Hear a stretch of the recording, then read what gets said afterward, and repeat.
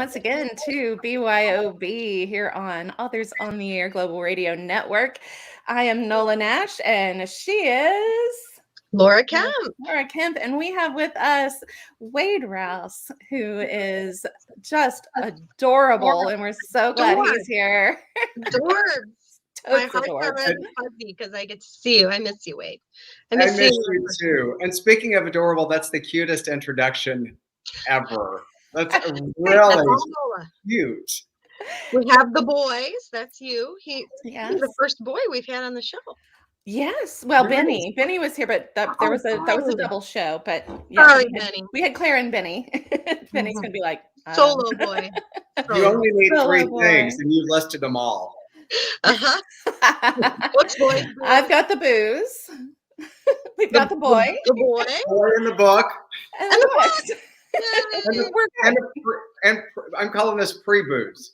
There you go, pre-booze. We've always got to have the pre-booze. You know, you're a couple of hours behind me, so you know I'm rolling. I'm the one who should be drinking, but I have a Coke because it's actually 5 o'clock where you are. 5 o'clock somewhere. 5 o'clock in Michigan, where Laura is, and yet she's the one not drinking, but that's okay. That's okay. That's my South Louisiana. We have daiquiris for breakfast, Bloody Marys, mimosas. We have mastered day drinking because in order to day drink and drink all day, you have to start in the morning. Otherwise, it's just afternoon drinking. Who wants that? That's right. What will happen? I don't want to get too off track. What happens with Mardi Gras this year? Is it going to be like on, you think? They, at the moment, have been saying that they think it's going to be on. It was quite a backlash last year when they canceled it. I mean, they needed to. It seemed like the right decision to make. Their fingers crossed that it will be able to happen this year. So tentatively so. They have canceled some things fairly recently, like Boucheron got canceled, things like that. But things are starting to come back a little bit down there. I had a guest on my other podcast on Dead Folks Tales last week who is, she runs the Southern Food and Beverage Museum in New Orleans. And she said some things were starting to pick back up. So that was good news. That is good news. Good. That sounds like a fun museum, doesn't it? Oh, and it's like interactive. And you have to go watch it because they have a bar that's over 100 years old that they had to piece together after it was taken down from the bar that it was in and then stored and then hit by Katrina. And then they put it all back together. But at the museum, you can go get a drink from the bar and carry it around the museum. Wow. That's how you do it. That's how you go to a museum, folks. So we all need to go down there. We all need to get our Louisiana cocktail from the bar that's been through, you know, everything you can go through in Louisiana, and then go tour the Southern Food and Beverage Museum and check out all the Southern food. And they do classes. So we could all go down there, drink, and take a class, and we're in good shape. That's fascinating. That's fascinating history. That would be fun to do, too. Mm-hmm. It really would. But we're not here to talk about Louisiana. We're here to talk about snow, something that has only happened once in my life in Louisiana. Poor girl. No, poor girl. I know. I feel, well. I don't like the snow. I like to watch it from afar. I think it's beautiful on television and in photographs. And I've seen my share of it. Just my son went to school in Connecticut. So, yeah, I have seen snow, lots and lots of snow. I've been to Minnesota in January. I've seen snow.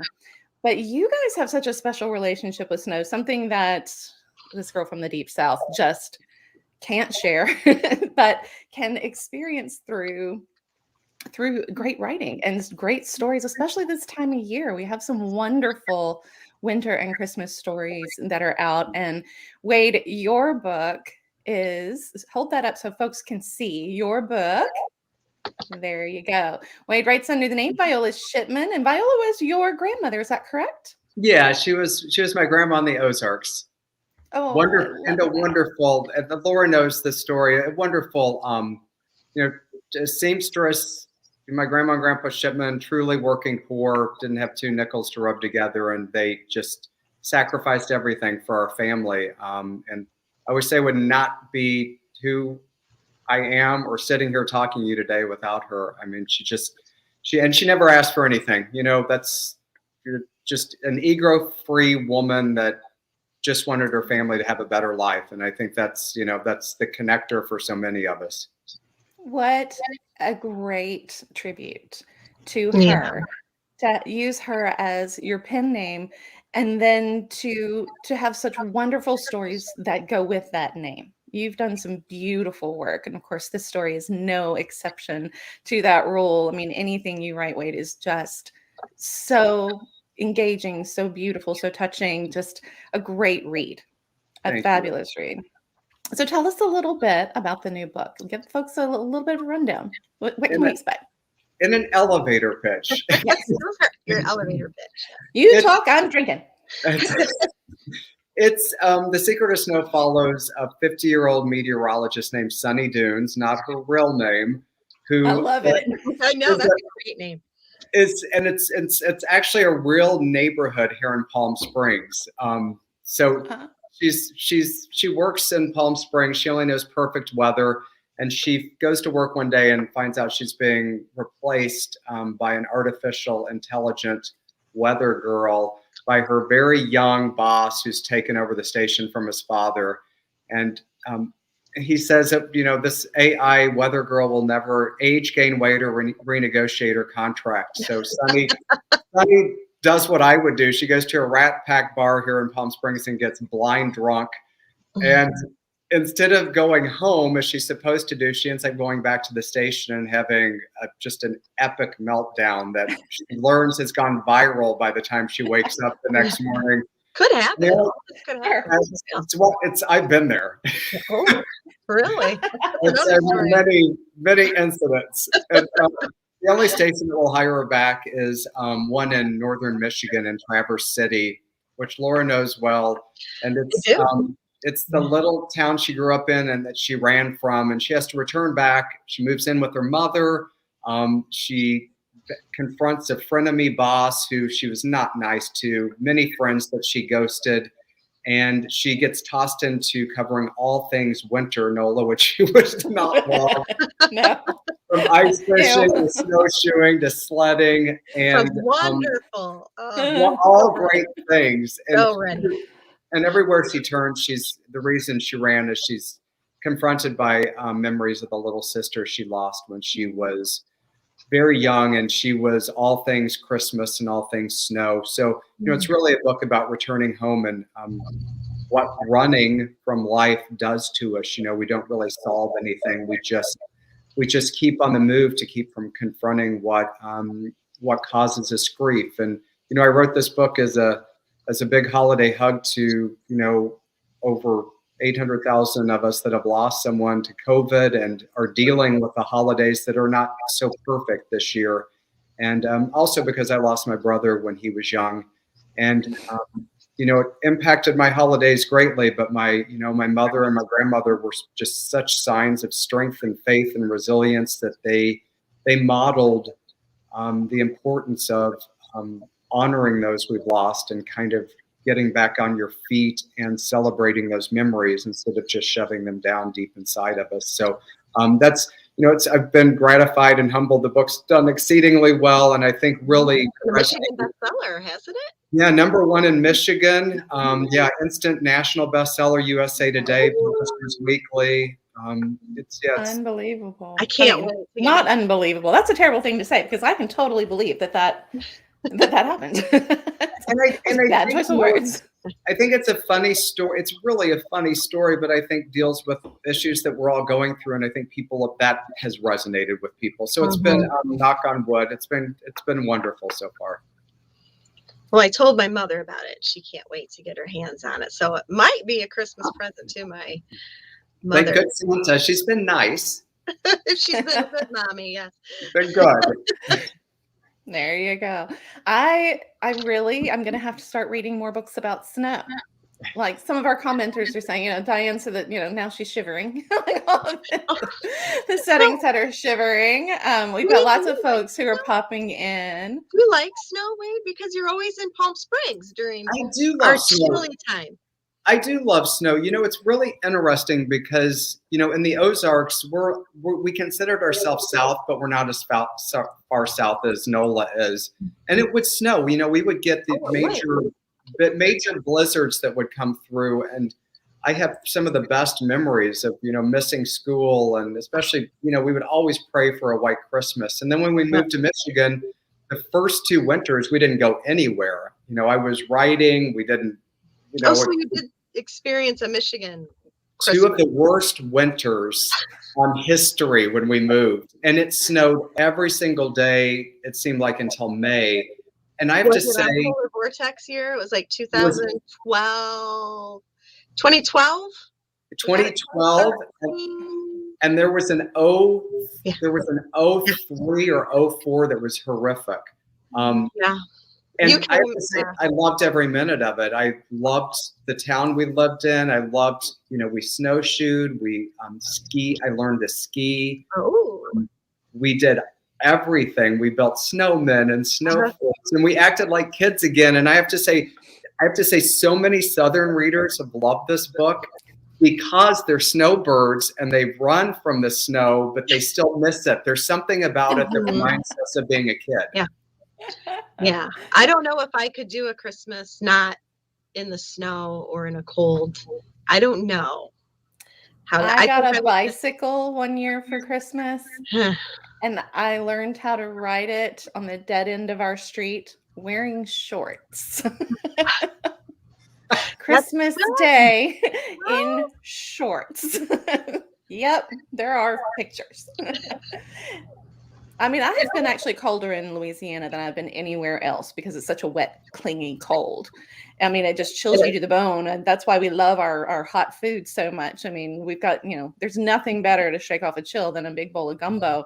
But we really don't know, you know, all of these wonderful things that there are to do in the snow. And I had a friend of mine who's Canadian, and I mean, North Ontario. Mm-hmm. And, you know, she said, well, when the snow comes, it's like a whole different way of life. So you have the clothes for it. There's a whole other set of activities that you can do. And it's like a different mindset. And in the cold here and in the South here, you know, if we ever get snow, we don't know what to do with ourselves. Like everybody runs to the store and buys bread and milk. You know, why? It's going to melt tomorrow. What are you going to do with all the bread and milk? Like, you don't need that much. It's French toast for days after that. That's exactly right. What have you done? French toast. I mean, you just, there's nothing else to do with all of it. So you just sit there and you wait until the next morning and it melts, except for this past snowstorm that we had that was just so horrible that lasted 2 weeks, the snow and ice. I mean, that was an abomination of Southern weather. But normally, you know, it's just, there's some cold. We get a little bit of snow. We get enough for it to be like, oh, look, the snow is falling. And, oh, gee, I wish I had warmer clothes. And then the next day it warms up and it melts and you go, oh, yeah, that's why we don't. Gone. It's just gone. Like it just never happened. I do have to say that is a beautiful thing in Michigan. You know, in the Midwest, especially if it's winter and it's just cloudy or it's cold and everything is not green, the beauty of, I think, the snow is it makes everything seem new again and pretty and quiet. I do like the quiet of the snow. When we do get it, that is something that really resonates, is that quiet. It's like there's only that one thing that can make the world that quiet. It's exactly right. I wonder what the secret of snow is. Is it the quiet? The quiet? We'll have to read and find out. Well, it's one of those. It really is. There are many. There are many secrets, and Laura, that's a lot of it. Is I think just being able to. Few of us are able to still our lives or our minds long enough to appreciate what's happening around us or in front of us. We're always running and in the mood for something else. And, that's what this book is. It's just an ability to slow for a hot second in our lives and appreciate what's around us. And I think, winter, especially in Michigan, is a long, long season. But it also shows if you can actually look at what's in front of you, that, there's a beauty and the otherworldliness of the cold and the snow and the lake. And, there's a harshness that I think reveals kind of what I always say is the bare bones of not only the world, but of us. We kind of, when we see ourselves in a different way too. That's a lot of what the book is about. It was fun to write about in Michigan. You talked about the polar vortex. I write about it. I talk about the great blizzard of 1978, which hit not only Michigan, but the West and East Coast. And everybody talks about it still here. It was fascinating to write about a woman that approaches weather scientifically and emotionally. Her life. So, Nola, we'll get you up there for. Laura will get you up there for a big snow. A big snowmobile. We're going snowmobiling. Like I said, after Christmas. Yeah, but there's no snow even in the UP right now. That's weird. I start to feel kind of depressed and sad. I'm the opposite of seasonal affective. I think I get depressed when I don't have snow because, like Wade said, I actually look forward to the quiet and the slowing down. And I go to the woods. Now we have our property in Leroy, where it's very quiet and you can just like snowshoeing, or then getting on the snowmobile isn't quiet, but it's still fun. But the skiing and all that stuff, and so I'm appreciative of what she said about Sunny's inner awareness of how the winter season can be the gifts that can come with being in the winter. And that's a gift, I guess, I've never really truly experienced being from the deep South. I mean, it's for me that kind of that peace and that connection to nature comes in the spring. Because, I always said South Louisiana has 2 seasons, green and brown. That's what we have. So it's either really green or everything's brown, and then it comes back really green again. And I like that kind of that resurrection feeling of all of that kind of coming back and that new beginning, everything kind of just the smells of the spring, everything coming back. And to me, that's when life starts over again. Being a warm weather person, that's that lift that I always need. So you like the spring? Peace. I love the spring. I know summer's coming after that. And I mean, the heat is not everybody's best friend. I mean, I would rather be hot than cold, but I'm not a huge fan of the heat either. But I think that's why I like spring, because that's my time to really get outside and do all of the things that I love to do. They're springtime things, but not ever having experienced the things that you guys are talking about. We'll get you up here. If I could stay in the cold, then I probably would enjoy those things. It sound like fun, but not, I mean, I've never had clothes on or owned clothes that would be conducive to those kinds of activities. So they always sound miserable to me because it sounds like you'd be so miserably cold. But I think part of it too is being appropriately prepared for that. A lot of work. You get a workout just putting your winter clothes on. I think about the little kid. Was it the little kid in the Campbell's soup commercial where he's got his arms stretched in like the Christmas Story and like Snickers commercial? Like everybody's done the kid in the snowsuit with all the layers on and everything. What if you have to go to the bathroom after? That's me. I get everything on and I'm ready to go, and then I have to go to the bathroom. So that's what would happen to me. That's what would happen to me. I mean, I've told this story about the only snow we've ever had in Louisiana that I saw falling from the sky was when I was in middle school. It actually snowed. It snowed. We got about half an inch. It covered the grass and that was it. But we didn't have anything to wear. Like, we didn't know what to do. We wanted to go play out in the snow, and we were piling on layers of like our parents' clothes. I had my dad's sweatpants on. And put on your I had Ziploc bags. Red bags. Yeah. And we had red bags. And I had socks on my hands because I didn't have gloves. And then my mom rubber banded Ziploc bags around our hands so that they wouldn't get wet playing in the snow, because this is what we did. So, I mean, when I think about those cold weather activities, I'm thinking, how many layers of sandwich bags am I going to need? It sounds so miserable.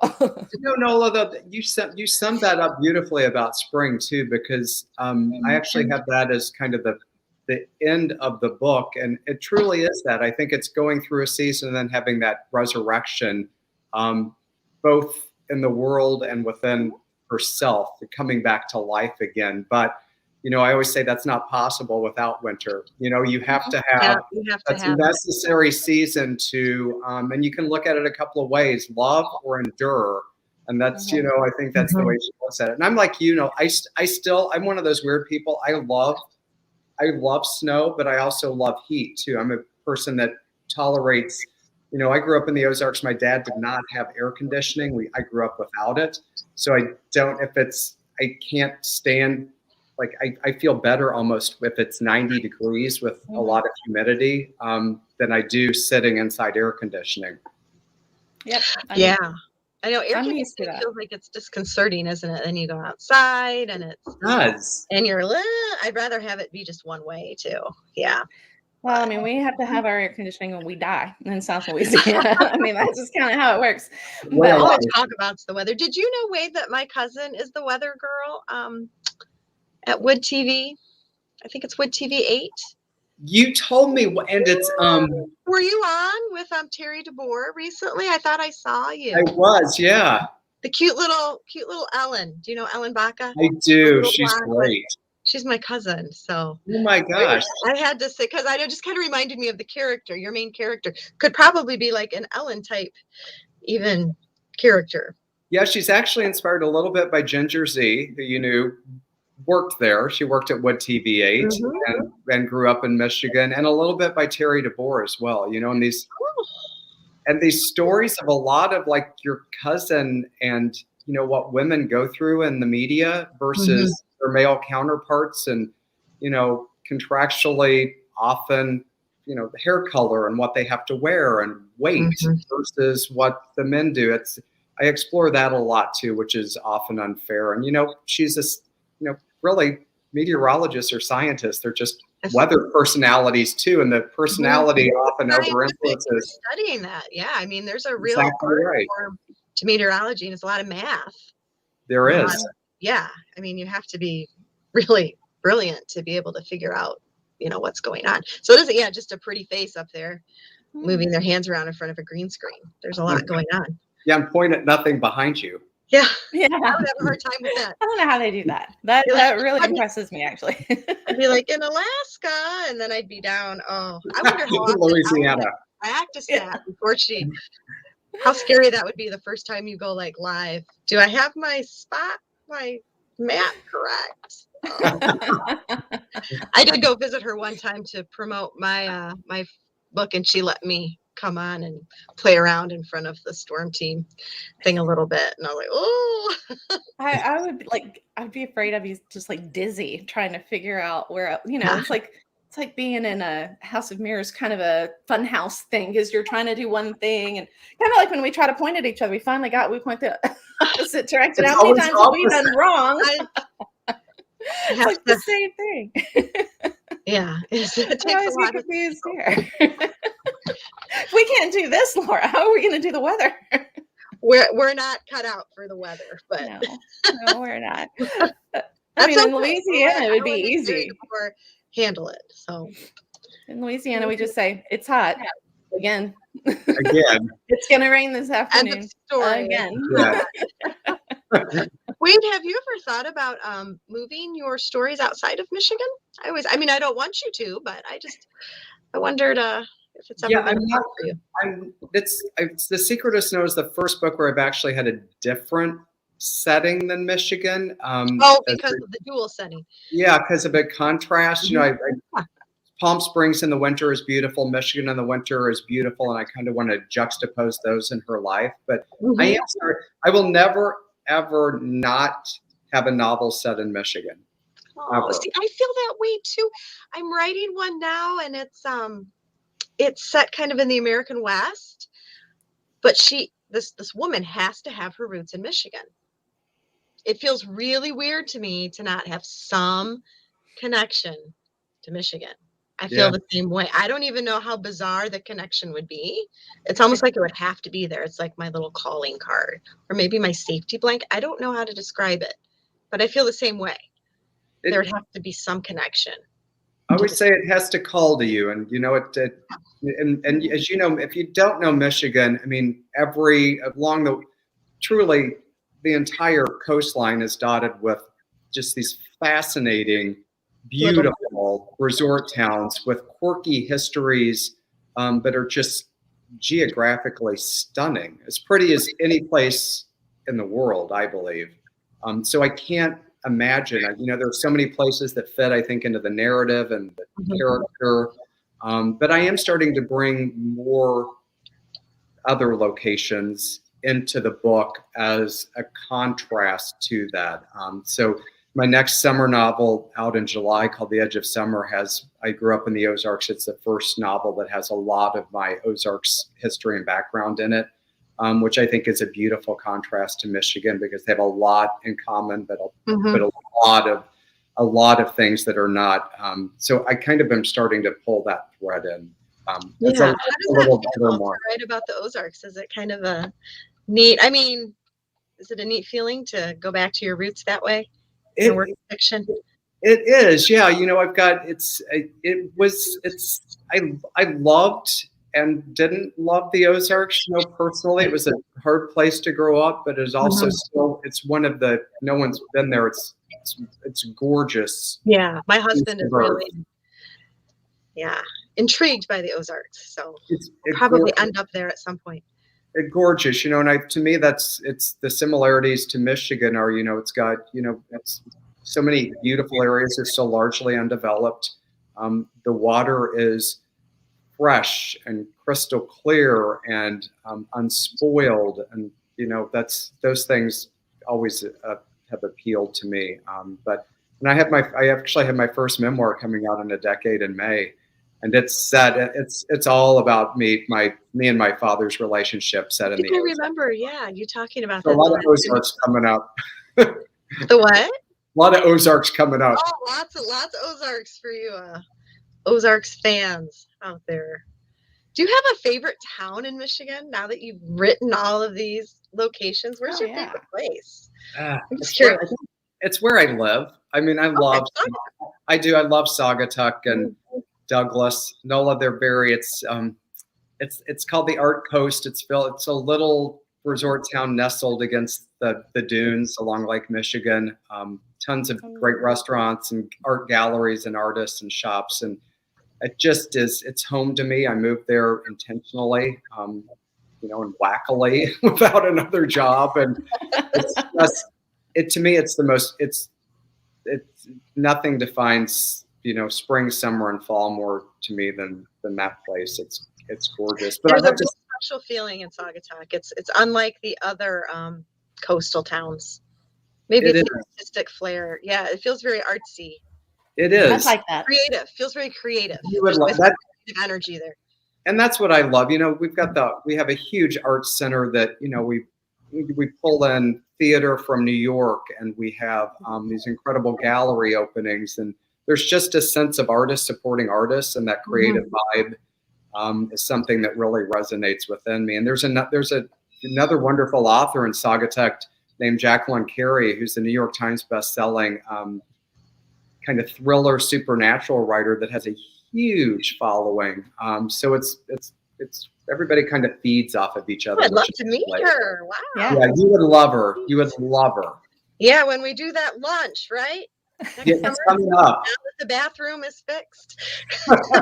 House is getting there.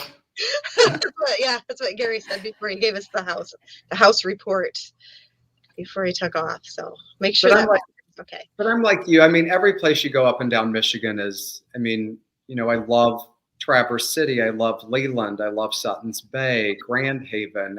You can't not go to a place and be mesmerized. Mm-hmm. Have you ever been to the area where we have our property? Have you ever been to the Cadillac, Leroy area? I have. It's beautiful. Yeah. Leroy's kind of off the beaten path, and Ashton, but we're kind of nudged between those. We are in the middle of absolutely nowhere. Well, your pictures, though, are gorgeous. They are gorgeous. Oh, it's really beautiful. Thank you. I always joke that Cadillac is the point in the state where things start to change to feel up north.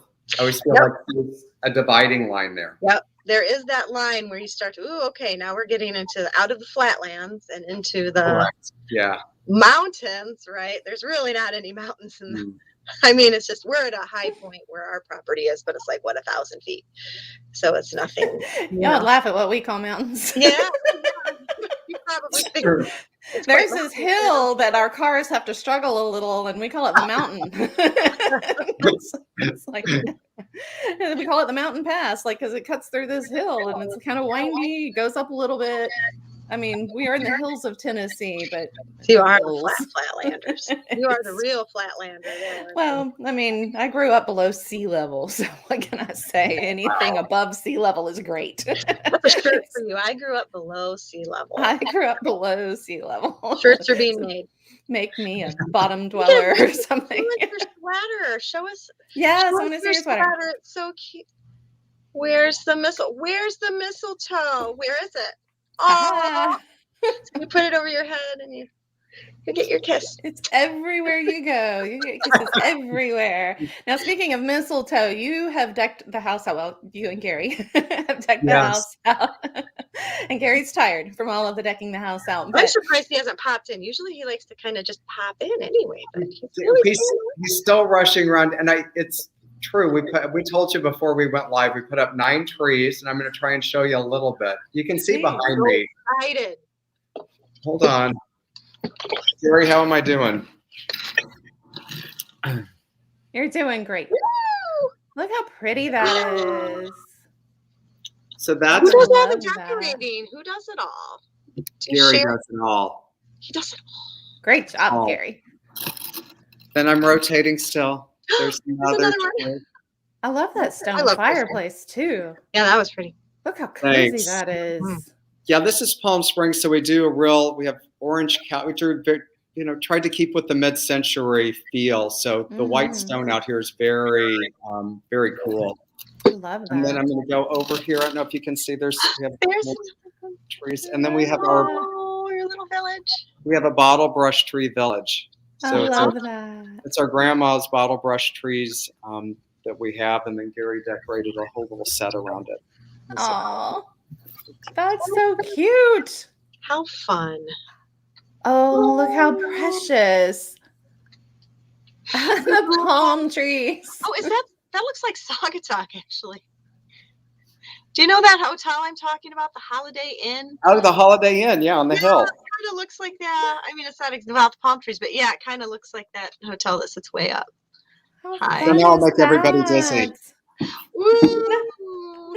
There we go. Oh, the bar. You guys always do such a great job with all the decorating and the fun costumes, and you guys do a holiday right. You really do. I think I just love the holidays.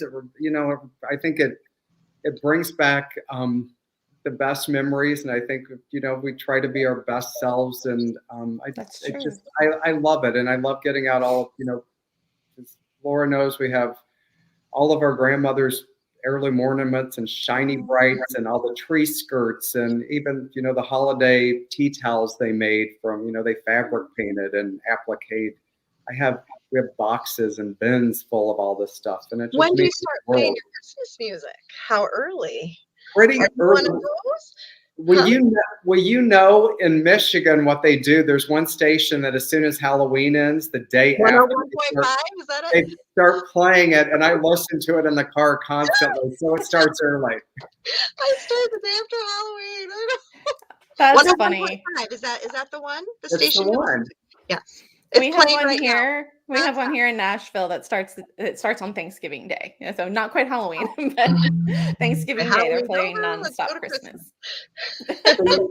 I love it, and it goes too fast, and then I don't know. It's like it's just a time when we're able to just stop and be with family and friends and just chill for a second.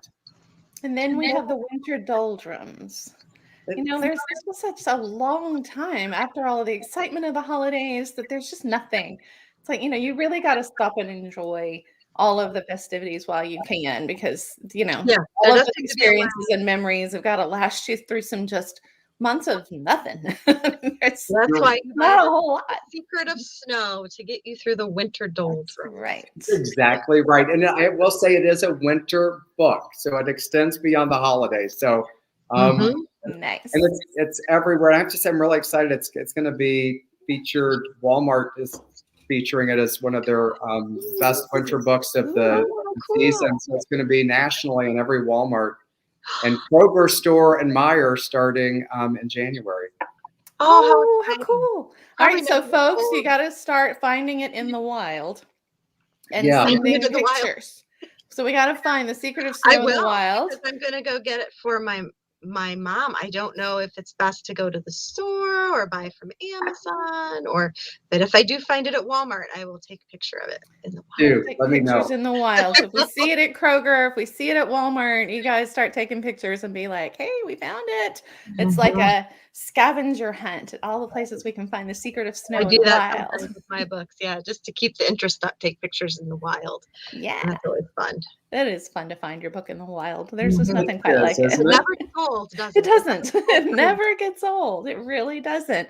Well, Wade, it has been a true joy to finally get to talk to you in person. We've been friends on Facebook for a while, and I'm so glad we finally got to actually sit down and talk today. And thank you, Laura, for putting all of this together. And you're welcome. Thank you for being here, Wade. So much fun. And I hope, Wade, that you and Gary have a fantastic holiday season from Christmas to New Year's, and just ring in 2022 with just all the best things for you guys, because y'all are just precious people, and we are so lucky to know you both. Back at you, and the same to both of you. And I have to say, I love that you two have paired up. It's the best. It's the best pairing since peanut butter and jelly. So I'm really thrilled that you two are together. We are too. I mean, it's an intro. Yeah.